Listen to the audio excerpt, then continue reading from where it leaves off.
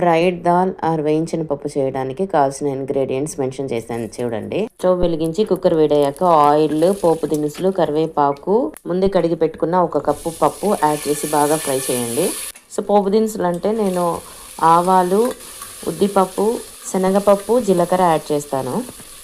Fry చేస్తూనే ఉండాలండి, లేకపోతే పప్పు మాడిపోతుంది. 2 టీ స్పూన్స్ ధనియాల పొడి యాడ్ చేయండి. ధనియాలు కూడా యాడ్ చేయొచ్చండి మీకు ఇష్టమైతే. సో చిన్నపిల్లలు పప్పులో ధనియాలు అడ్డొస్తే తినరు కాబట్టి నేను పౌడర్ యాడ్ చేస్తున్నాను.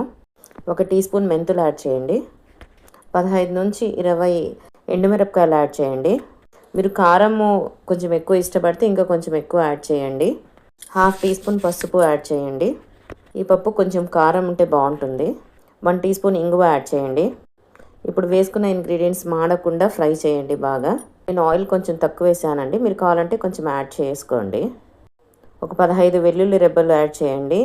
కట్ చేసి పెట్టుకున్న ఆనియన్ కూడా యాడ్ చేయండి. సో పప్పుని బాగా ఫ్రై చేయండి. ఇది ఎవరైనా చాలా ఈజీగా క్విక్గా చేయగలిగే రెసిపీ అండి. సో పప్పుని దోరగా అంటే కొంచెం ఎర్రగా వేయించాలి. చూడండి ఇలా ఉండాలి, క్రిస్పీగా ఉండాలి. సో ఈ పప్పు చేస్తుంటేనే మంచి అరోమా వస్తుంటుందండి, అంత బాగుంటుంది ఇది. రుచికి సరిపడా ఉప్పు యాడ్ చేయండి. కొత్తిమీర యాడ్ చేయండి. కట్ చేసి పెట్టుకున్న టమోటాలు కూడా యాడ్ చేయండి. సో ఒక్కసారి అలా కలిపి వాటర్ యాడ్ చేయండి. సో నానబెట్టుకున్న చింతపండుని ఒక చిన్న బౌల్లో మూత పెట్టి పెట్టండి, ఎందుకంటే పప్పు సరిగా ఉడకదు డైరెక్ట్ వేస్తే. మూత పెట్టి 3 విజిల్స్ వచ్చేంత వరకు ఉడికించండి. కాసేపు ఆగి కుక్కర్ ఓపెన్ చేయండి. కుక్కర్లో చిన్న బౌల్లో చింతపండు ఉంచాం కదండి, దాన్ని పప్పులో వేసి కోర్సుగా మెదపండి. మీకు మెత్తగా ఇష్టమైతే మెత్తగా మెదపండి, మేమైతే కోర్సుగానే మెదుపుతామండి, ఎందుకంటే అలా కూడా టేస్ట్గా బాగుంటుంది.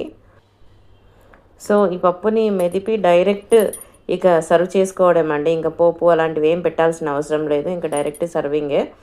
సో ఈ పప్పుని అన్నంలో, చపాతీలో, జొన్న రొట్టెలో, రాగి రొట్టెలో, సంగటిలో దేంట్లో అయినా మంచి కాంబినేషన్ అండి. ట్రై చేయండి ఒకసారి. మీరు ఈ పప్పు చేశారంటే ఇంకా మీ మెనూలో ఇది కూడా యాడ్ అయిపోతుందండి, అంత టేస్టీగా ఎమ్మీగా ఉంటుంది ఇది. పప్పును మీరు రైస్తో, వడియాలు, లేకపోతే నాన్ వెజ్, ఎగ్ మీకు నచ్చిన వాటితో సర్వ్ చేసుకోవచ్చండి. చాలా ఎమ్మీగా బాగుంటుంది, ట్రై చేయండి. ఏమి లేకపోతే మీకు నచ్చిన ఊరగాయతో అన్నా తినచ్చండి, అంత ఎమ్మీగా ఉంటుంది. వంట ఇప్పుడిప్పుడే కొత్తగా నేర్చుకునే వాళ్ళు కూడా చాలా ఈజీగా చేయొచ్చు, అంత ఈజీ రెసిపీ ఇది. ట్రై చేయండి. ఇలాంటి సింపుల్ అండ్ క్విక్ రెసిపీస్ కోసము మా ఛానల్ని లైక్ చేయండి, సపోర్ట్ చేయండి, సబ్స్క్రైబ్ చేయడం మరవకండి ప్లీజ్.